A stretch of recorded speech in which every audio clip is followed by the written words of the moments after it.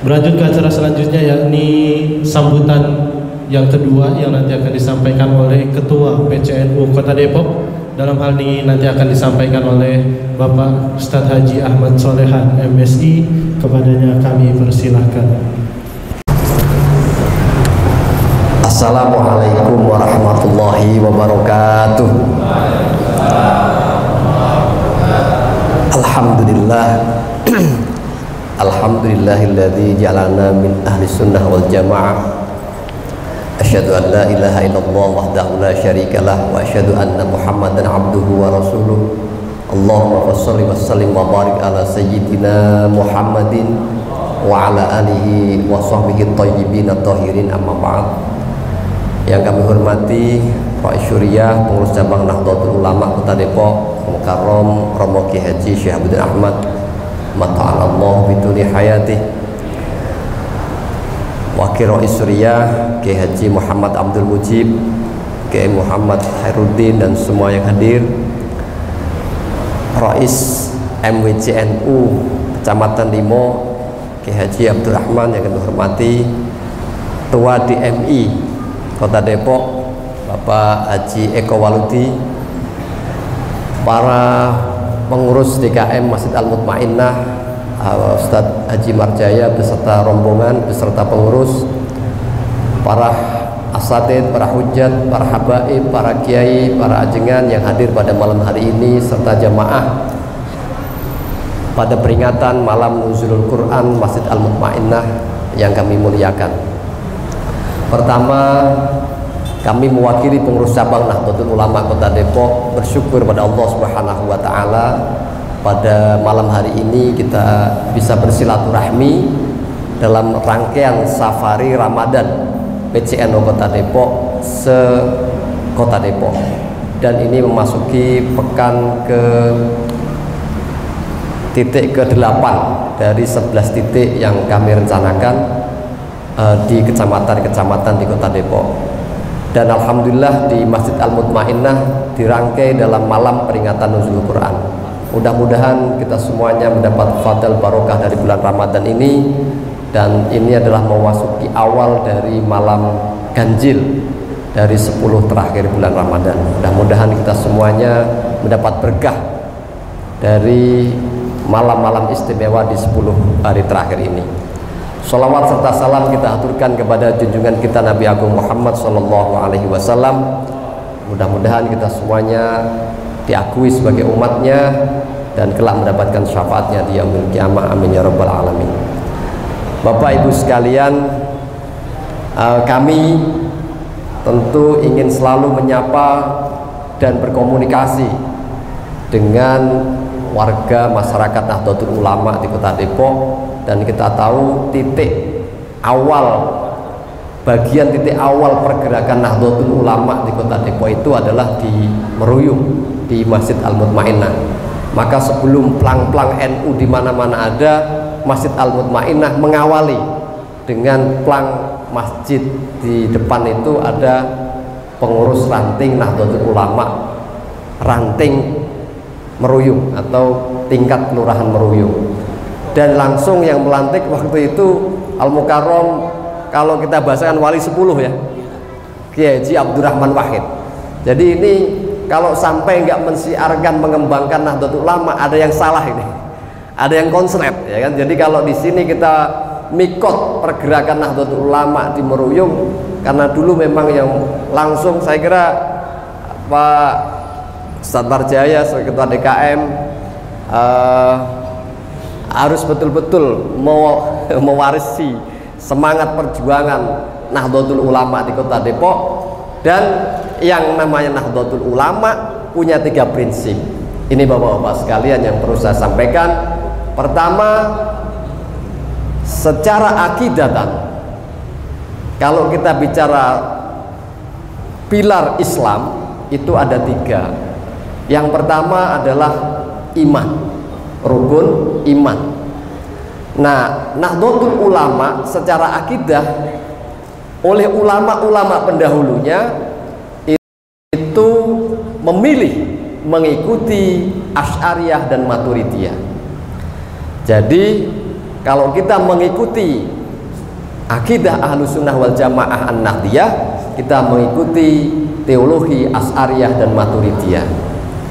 Apa teologi ini? Teologi ini dipilih oleh para ulama karena teologi ini yang mendamaikan, mempertemukan antara akal dengan dalil, antara akal dengan nusus. Jadi perdebatan klasik ilmu kalam tentang keimanan teologi oleh para ulama-ulama kita memilih Asy'ariyah dan Maturidiyah. Dan ini saya kira di seantero kota Depok dulu, kalau sering disampaikan Kiai Mujib, di surau-surau, di langgar-langgar itu diajarkan Aqidatul Awam, diajarkan kitab-kitab Tijan Daruri dan yang lain untuk mengenalkan akidah ini yang kita kenal dengan akidah 50 yang biasa kita nadumkan, Bu ya. Kalau ibu-ibu ini kok dites bisa, berarti memang secara akidah kita mengikuti akidah Ahlussunnah wal Jamaah yang di Indonesia dirawat, diteruskan oleh Nahdlatul Ulama. Coba kita tes. Ini akidahnya nih. Allah wujud.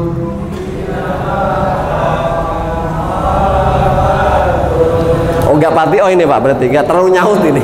Enggak terlalu nyaut. Coba kita tes. Allah wujud kidam baqa mukhalafatul disi qiyamuhu binafsihi wahdaniyah qudrat iradat ilmu basor kalam qadiran muridan aliman hayan samian basiron mutakalliman. Jadi bapak-bapak dan ibu-ibu, kalau kita Nahdlatul itu yakinlah kita bersama barisan Ahlussunnah wal Jamaah. Nah, jadi kita nggak perlu repot-repot dan tidak perlu ikut-ikutan teologi yang lain. Di luar akidah ini ada trilogi akidah. Ya, trilogi akidah itu ada yang disebut rububiyah, uluhiyah, al-asma wa sifat. Itu di luar kerangka Ahlussunnah wal Jamaah. Teologi yang lain-lain itu misalnya contoh Allah di mana? Sebagian mengatakan Allah tinggal di ars, misalnya begitu ya. Karena ada ayat Ar-Rahmanu alal arsis tawa. Ini bukan kelompok kita. Kalau ditanya Ahlussunnah wal Jamaah Allah bagaimana? Allah itu qiyamuhu binafsihi. Nah begitu. Kalau ada yang mengatakan lu itu ayat teksnya begitu kok Anda nggak percaya, itu kelompok-kelompok yang tadi namanya al-asma wa sifat. Kalau Allah kok mengatakan begitu, terimalah. Nah jadi kalau ibu-ibu suka di YouTube itu ada namanya gini, tune up akidahmu. Nah itu nanti mengkritik akidah 20 itu. Yang ngomong orangnya keren-keren, kelihatannya LC ya kan gitu, tapi ngkritik. Jadi pokoknya NU nggak usah muluk-muluk gitu kan. Karena itu dalam memahami akidah yang 20 ini kita harus nerima, nggak usah, apalagi di Depok ini Pak. Depok ini teologi yang trilogi itu sejak saya kuliah itu populer. Rububiyah, uluhiyah, al-asma wa sifat itu populer Kiai Mujawid. Saya termasuk yang kena doktrin sebetulnya di kampus itu. Kalau rububiyah itu percaya Allah itu pencipta langit dan bumi. Ya kan gitu. Maka sampai di sini masih sama ini. Begitu masuk uluhiyah itu Allah lah yang layak disembah. Kelihatannya sama, kelihatannya uluhiyah ilahu wahid, Allah lah yang layak disembah. Karena Allah yang layak disembah tidak perlu dipersekutukan dengan yang lain. Artinya apa? Bedanya dengan kita, akhirnya itu kita suka istighosah, tawasul. Ini udah nggak masuk uluhiyah, ini menyimpang dari akidah uluhiyah. Jadi Allah itu bisa diakses, ngapain tawasul? Allah itu bisa diakses, ngapain rombongan rame-rame itu istighosah? Itu keluar, itu namanya mempersekutukan. Ini makanya nggak akan ketemu orang-orang yang berakidah trilogi ini dengan akidah Asy'ariyah Maturidiyah. Nah, jadi kalau ada yang trilogi ini kok masih tawasul, itu nggak kafah sebetulnya. karena dia nggak cocok. Nah, lalu al-asma wa sifat itu kalau Allah sudah mengatakan demikian, teksnya demikian, nggak usah pakai. Kalau kita akhirnya memaksa, kalau ada ayat-ayat yang Allah ar-Rahmanu ala arsistawa, ada kata-kata wajhullah, Allah punya wajah, yadullah, ayat punya tangan, paling banter ditakwil. Itu kata keterangan Kiai Mujawid setiap kali tafsir. Ahlus sunnah wal jamaah kalau dipaksa itu pasti hanya mentakwil. Kalau ada kata-kata yadullah, tidak berani menerjemahkan atau mengatakan tangan Allah. Kalau Allah punya tangan nantilah sama dengan makhluk, gitu kan? Maka paling banter itu kekuasaan Allah, kan gitu ya. Nah, di sini bedanya, Bu. Kalau anak punya wajah nggak berani, itu zatnya Allah.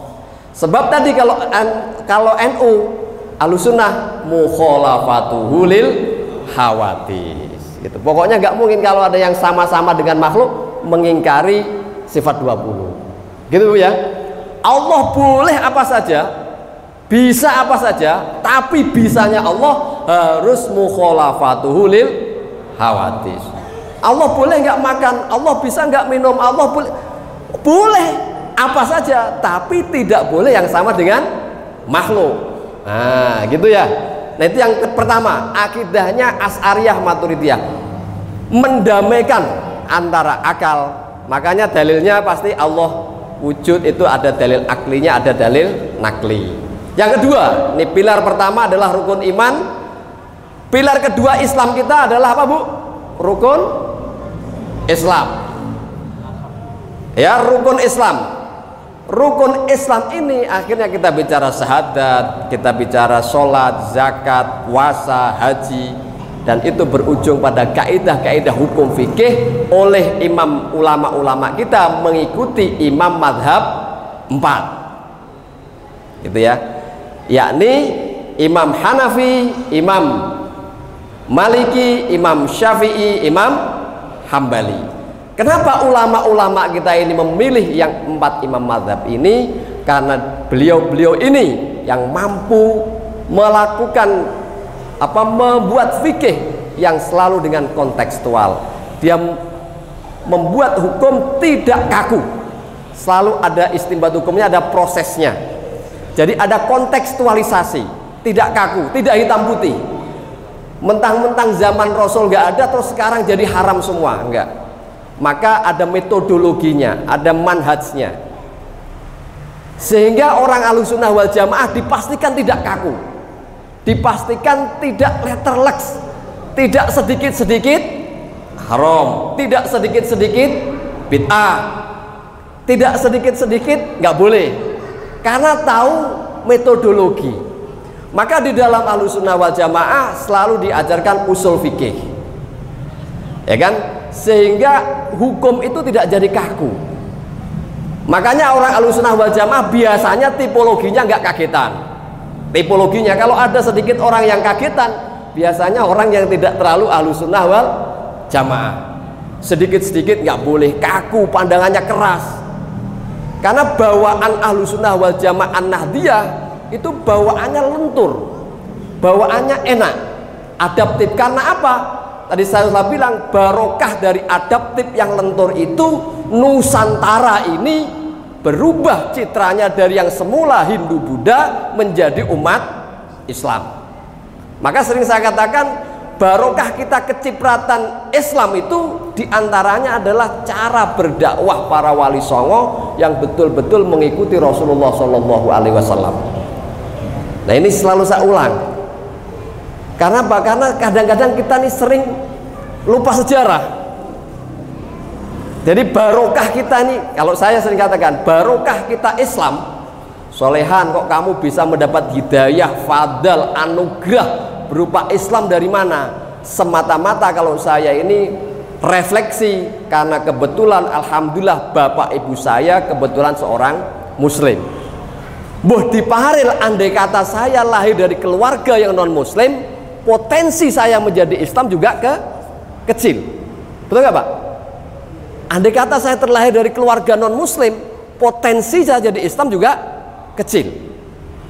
Atau saya terlahir di Amerika, potensi saya menjadi muslim di Amerika juga kecil, karena rata-rata orang Amerika non muslim, atau lahir di Swiss, di New Zealand, di Belanda, potensi menjadi muslim juga kecil.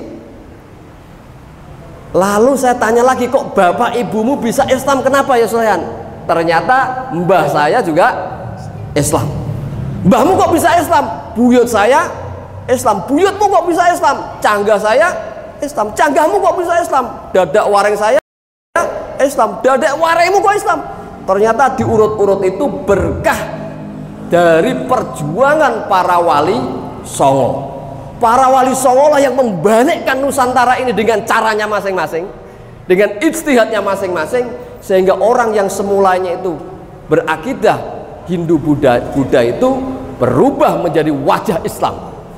Barokah Islam yang dulu itu mungkin gak karu-karuan, ya hanya sekedar Islam, tapi kita kecipratan barokah berupa nikmat Islam.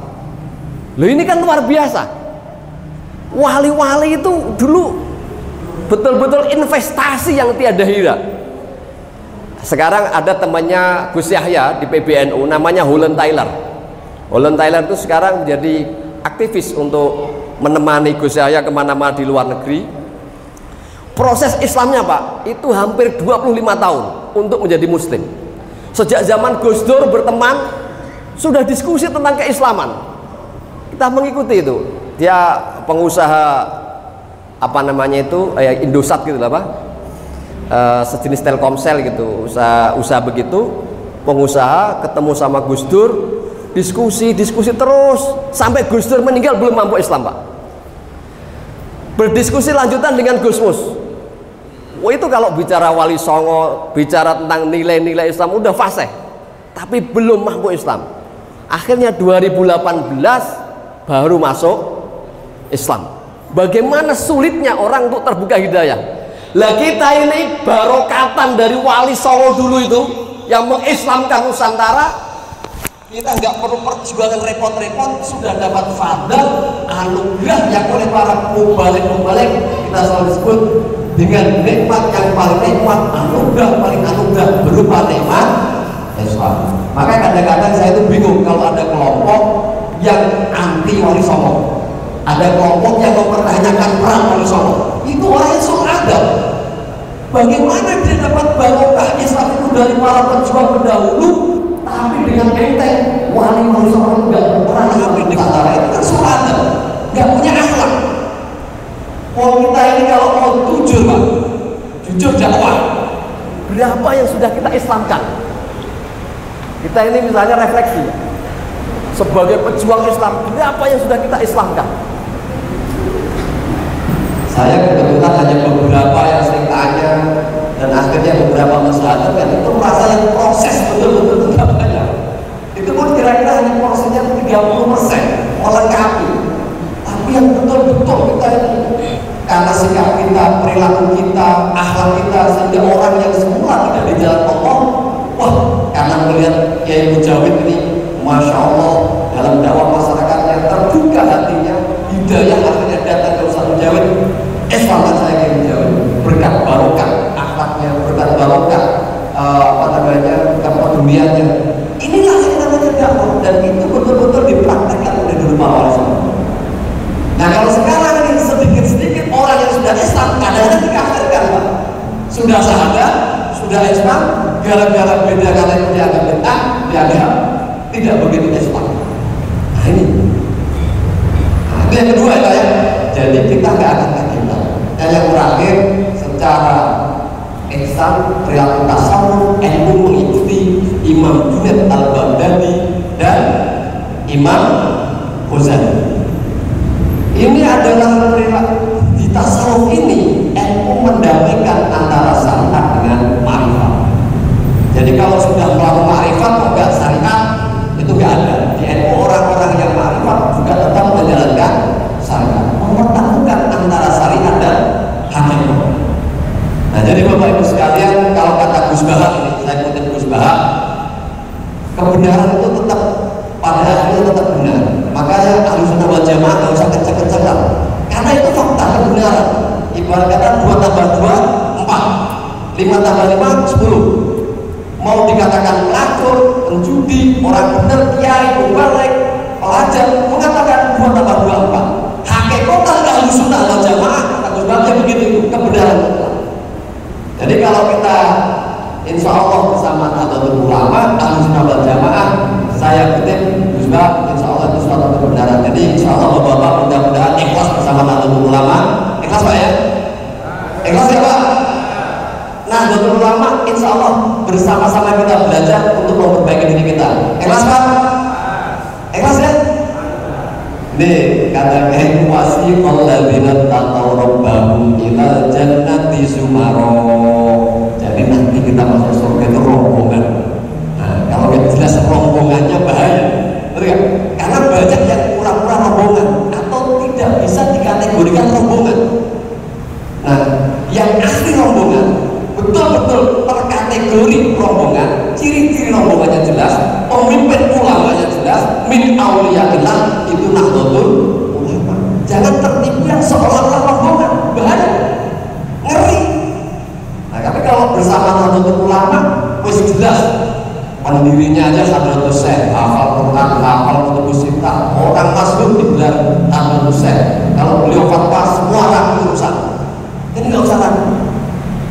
Nah, kadang-kadang Pak, sekarang teknologi era medsos, mau fitnah NU gampang, mau fitnah jamiah NU gampang, nggak kena NU-nya, tokoh-tokohnya difitnah. Wah, yang kiai ini si alam, yang kiai ini liberal lah, yang kiai ini itulah. Intinya supaya NU tercap. Padahal yang menyelamatkan akidah kenapa para ulama-ulama kita ini belum mendirikan jamiah NU, biar akidah NU kita ini selamat. Itu Pak ya, ini saya mengambil waktu banyaknya guys ya. Gak apa-apa, saya karena umum safari ya kita harus bicara NU, kebetulan safarinya Nahdlatul Ulama. Jadi mudah-mudahan kita semuanya dalam barokah Allah Subhanahu wa taala dan yakin Pak ikhlas di hatinya NU-nya yang total. NU-nya kalau kita lagi benci-benci sama NU atau sudut sama NU, tambah lagi. Ini yang saya salah atau ada sesuatu gitu kalau sama NU.